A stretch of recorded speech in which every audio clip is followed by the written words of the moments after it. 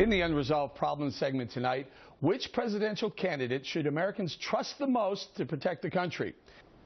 Well, I can't endorse a candidate, but I can tell you that Ted Cruz impresses me with the plan he released to rebuild our military, which has been ridden hard over the past decade. And he's not just doing it by throwing money at it. It's a fiscally conservative plan that takes wasteful spending and redirects it. He's rock solid on immigration.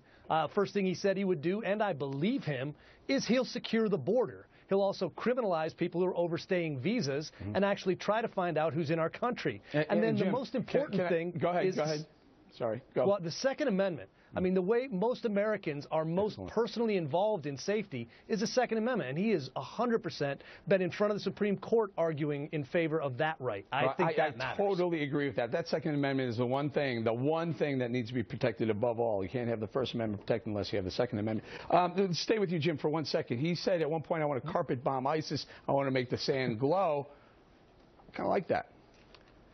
You know, that's a very muscular statement, and I think what he meant was to go from the precision strikes where there's a decision chain that takes 6 months to get through, and Obama rarely approved anything, to actually punishing ISIS where we knew they were. Maybe carpet bombing wasn't the perfect term, but the sentiment is exactly right. We need to squash them like bugs, and Ted Cruz impresses me as a guy who's likely to do that. What about either of the Democrats? Would you feel safe if either Hillary Clinton or Bernie Sanders were president?